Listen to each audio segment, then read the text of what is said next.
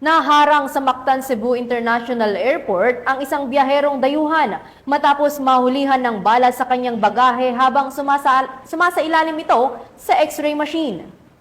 Agad na kumilos ang mga otoridad upang imbestigahan ang insidente at alamin ang mga detalye hinggil sa pagdadala ng nasabing bala.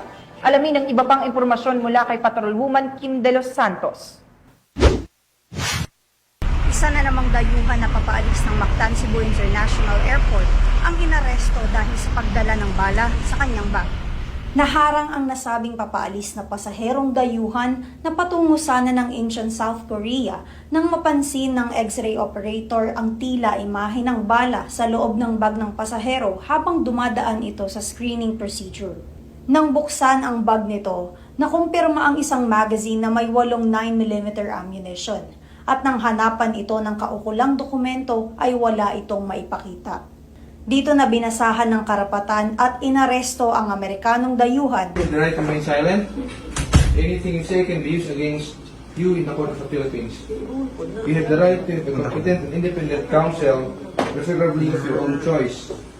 If you cannot afford the services of the counsel, the Philippine government will provide one for you.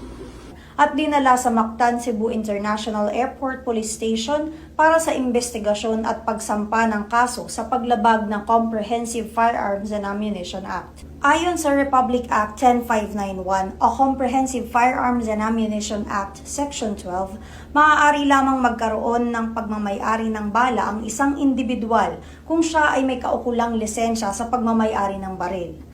At ayon din sa Section 28 ng nasabing batas, sino man ang mahulihan ng bala ng walang kaukulang dokumento ay maaaring patawan ng presyon mayor o pagkakakulong ng 6 hanggang 12 taon.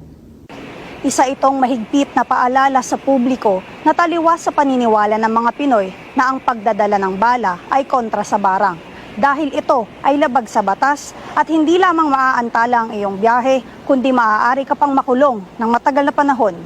At mula sa tagapangalaga ng kapayapaan ng bawat paliparan sa bansa, ako ang inyong Police News Network correspondent, Patrolwoman Kim De Los Santos. Alagad ng batas, tagataguyod ng Balitang Pulis.